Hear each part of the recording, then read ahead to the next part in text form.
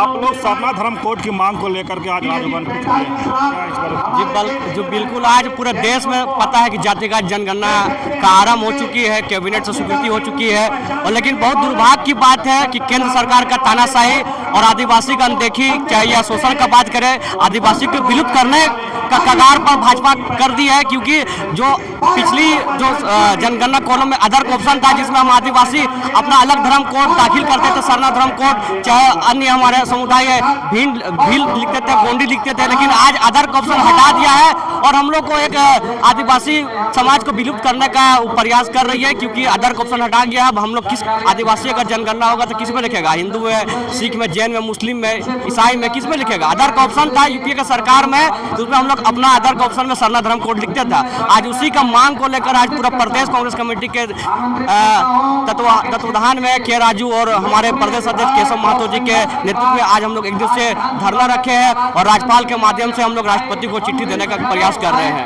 BJP कर रही कि कांग्रेस राजनीति कर रही है सरना कोड पर? ये बेतुका बात है, बीजेपी क्या बोलेगी? जब अदर का ऑप्शन था तो आदिवासी समाज उसमें अदर में हम लोग सरना धर्म कोड लिखते थे, हम लोग भील कोड लिखते थे, गोंडी लिखते थे, आदि धर्म लिखते थे। अब अदर का ऑप्शन हटा दिया तो हम लोग किस में लिखेंगे? हिंदू में लिखेंगे, मुस्लिम में लिखेंगे, ईसाई में लिखेंगे, जैन में लिखेंगे, बौद्ध में लिखेंगे? ये बीजेपी पागल हो गई है। क्योंकि झारखंड में सत्ता नहीं है, कई राज्यों में, अभी बिहार का चुनाव है, ये बेतुका भाषण दे रहा है। अगर आदिवासी की हितैषी रहता है तो आप मान लीजिए सरना धर्म कोड का कॉलम नहीं दर्ज करते, तो कम से कम अदर का ऑप्शन रखना चाहिए आपको। आरएसएस बीजेपी का जो विंग है, वो बोल रहे हैं कि आदिवासी हिंदू है, लेकिन आप लोग सरना आदिवासी हिंदू है, कहाँ लिखा हुआ है? आपने देखा हो कि जब जब जनजातीय सुरक्षा मंच आरएसएस के तत्वाधान में, बीजेपी के तत्वाधान में दिसंबर में मोराबादी में जो होता है डिलिस्टिंग वाला में, तब तक वो लोग का पुतला जलता है। पुतला जलाने वाला हम ही है। जिस दिन अगर दोबारा बोलेगा कि आदिवासी हिंदू है तो बृहद रूप से उसका विरोध होगा, पुतला दहन होगा। जो प्रवक्ता अगर ये बात को बोलती है तो उसके एफआईआर भी दर्ज होगा। अनिल उरांव, चलिए अनिल उरांव की बात सुने। देखिए जिस तरह सरना कोड की मांग को लेकर आज राजभवन के पास आप ये भीड़ देख रहे होंगे, लेकिन हमारे साथ और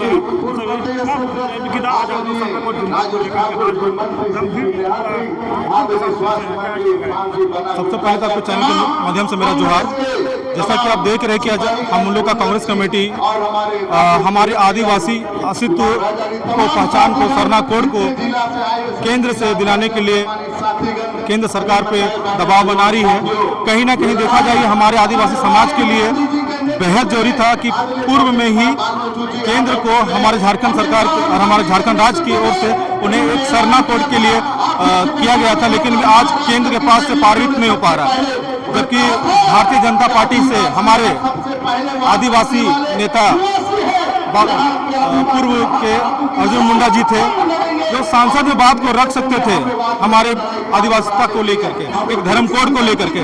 लेकिन कहीं ना कहीं भारतीय जनता पार्टी चाहती है कि धीरे धीरे आदिवासी मतलब खत्म ही हो जाए। ना हमारा कॉलम मिल रहा है, ना हमारा एक पहले अन्य अदर ऑप्शन आता था, आज वो भी ऑप्शन हम लोग का केंद्र सरकार ने उनको हटा दिया है। चलिए अभी आप सुने जिस तरह से, लेकिन अमित आज हमारे साथ है और सरना कोड की मांग को लेकर ये भी आज राजभवन पहुंचे हैं। हम इनसे जानते हैं क्या प्रतिक्रिया है। देखिए, इस पूरे भारतवर्ष में आदिवासियों की एक जो जनसंख्या है वो सभी धर्म से ज़्यादा है, लेकिन ये बहुत दुर्भाग्य है सिर्फ झारखंड बनने के बाद। जब झारखंड, बिहार और बंगाल का अंश था, तब से पूरे भारतवर्ष में आदिवासी समाज का बहुत बड़ा समूह है। लेकिन जब जब जनगणना हुई तब तक आदिवासी समाज को किनारा किया गया है। ये बहुत ही दुर्भाग्य है। आज केंद्र सरकार आदिवासी का हितैषी कहता है और जनगणना करवा रहा है, और जनगणना के तहत हम आदिवासियों को कहीं ना कहीं वो तोड़ने का काम कर रहा है। जो एक बीजेपी का एक जो एजेंडा है कि आदिवासियों को हिंदू में बनाना, वो इससे पहले जनगणना कर रहा है, तो वो जबरदस्ती आदिवासी को हिंदू बनाने की कोशिश कर रहा है। ये आदिवासी कतई बर्दाश्त नहीं करेगा। मैं मानता हूँ कि आदिवासी में बहुत तरह के लोग होते हैं, सरना होते हैं, भील होते हैं, संथाल होते हैं, सिंगोंगा होते, लेकिन मेरा ये कहना है कि हर एक स्टेट में आप एक एक जनगणना करके उससे पहले वहाँ की जो स्टेट की जो मान्यता है, जैसे झारखंड में लोग सरना मानते हैं, संथाल में लोग सिंगोंगा मानता है, या फिर राजस्थान में भील मानता है। आप उस तरीके से आदिवासी में एक कॉलम करके छोड़ दीजिए। आप अन्य का कॉलम और उसने पहले हटा दिए हैं, अब अभी जनगणना कर रहे हैं, तो हम आकर आप क्या कॉलम लिखेंगे? हमको तो फिर हिंदू बनना पड़ेगा। जो ये बहुत षड्यंत्र के तहत किया जा रहा है, इसी के लिए हम लोग आज यहाँ पर इकट्ठा हुए हैं। झारखंड प्रदेश कांग्रेस कमेटी के द्वारा ये आज सरना धर्म कोड को लेकर के, और बहुत समय से ये मांग उठ रही थी कि सरना धर्म कोड को लागू किया जाए, 7वां कॉलम लागू किया जाए, उसको लेकर के आज हम लोग उपस्थित हुए हैं राजभवन के समक्ष। ये जो हम लोग का मांग है वो बिल्कुल जायज़ मांग है। जिस तरह इस देश में, इस भारत देश में, इस हिंदुस्तान में हम लोग सब साथ रहते हैं, हिंदू हैं, मुस्लिम हैं, सिख हैं, ईसाई हैं, सबका अपना अपना जो है ना एक कोड है, जातिगत जनगणना के अंदर एक कोड है, वो सबका मेंशन है। लेकिन अगर किसी का कोड अगर मेंशन नहीं है तो सरना धर्म का मेंशन नहीं है, वो मेंशन होना चाहिए, वो लागू होना चाहिए। और ये जो है सेंट्रल ही लागू कर सकती है। और जातिगत जनगणना चूँकि लड़ाई जो है राहुल गांधी जी ने लड़ी है और ये लागू करना पड़ा है इस बीजेपी की सरकार को, इस केंद्र की सरकार को, ये अहंकारी सरकार को, जो असंवैधानिक तरीके से बहुत सारा काम बहुत सारे जगहों पे आप देख रहे होंगे कि सीबीआई, इनकम टैक्स और ईडी, ये सारे जितने भी केंद्र के द्वारा जो चलाया जाता है, मतलब ये अपना खुद का वो कह लीजिए कि संस्थान है जो उसका किसी का दखल नहीं होना चाहिए इन सब चीज़ों में, चाहे वो सुप्रीम कोर्ट का मामला हो, चाहे वो ईडी हो, सीबीआई हो, इनकम टैक्स हो, ये सारा स्वतंत्र रूप से चलना चाहिए। इन सब का भी जो इस्तेमाल कर रही है ये जो बीजेपी पार्टी के जो लोग हैं ये इस्तेमाल कर रहे हैं और ये सही इस्तेमाल नहीं कर रहे हैं। ये लोग अपने चूँकि सत्ता में बने रहना चाहते हैं, 5 साल का शासन इनको मिल जाए तो अगला 5 साल के फिर तैयारी में लगे रहते हैं और इसी जरिए से वो इस्तेमाल करते हैं, ईडी का इस्तेमाल करते हैं, आईटी का इस्तेमाल करते हैं, इन सब जो भी केंद्रीय एजेंसियां हैं उसका इस्तेमाल करते हैं। उन एजेंसियों का इस्तेमाल बिल्कुल भी नहीं होना चाहिए, उनको स्वतंत्र छोड़ देना चाहिए। आज देखिए सुप्रीम कोर्ट को देखिए, सुप्रीम कोर्ट के चारों जजें ने आज से बहुत लंबा समय बीत गया है, 5 साल से ज़्यादा वक्त बीत चुका है, 4 जज आकर के प्रेस के सामने बोलते हैं कि देखिए हम लोग के ऊपर दबाव है, प्रेशर है, इस तरह का कहा जाता है।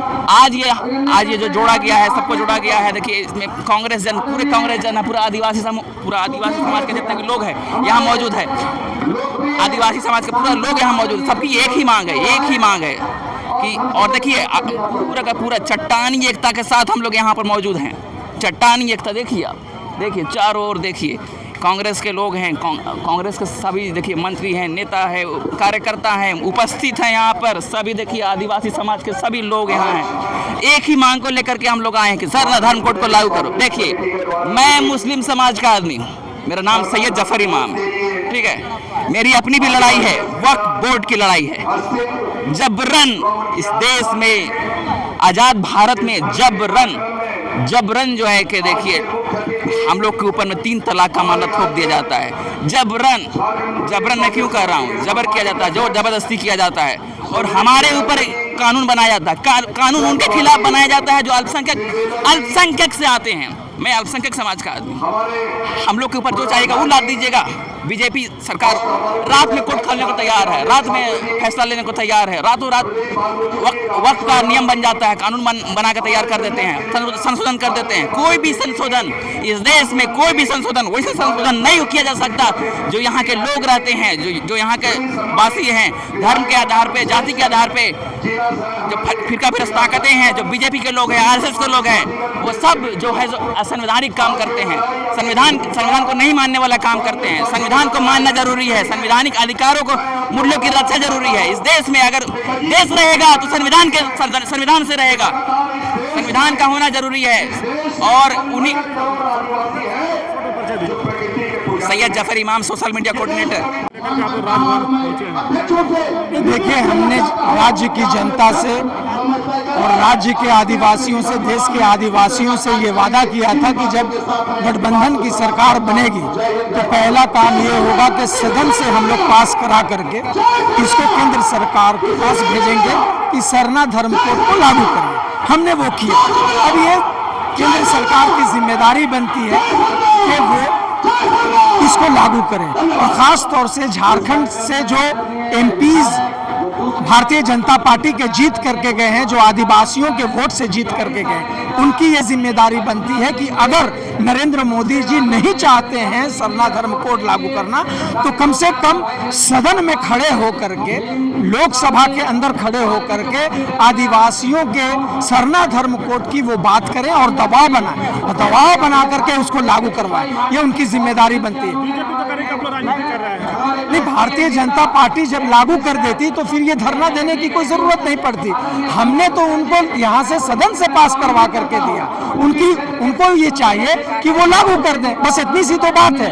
क्यों धरना देगा, यहाँ पे धूप में आदमी बैठेगा। लेकिन याद रखिएगा, अगर वो लागू नहीं करते हैं तो झारखंड के लोग और खास तौर से कांग्रेस का एक एक कार्यकर्ता आदिवासियों के हित के लिए, उनके अधिकार के लिए, सरना धर्म कोड के लिए उस वक्त तक लड़ाई लड़ता रहेगा जब तक केंद्र सरकार इसको लागू नहीं करे। कैमरा के लिए परिचय दीजिए। मेरा नाम डॉक्टर एम तौसीफ, मैं कांग्रेस का नेता हूँ।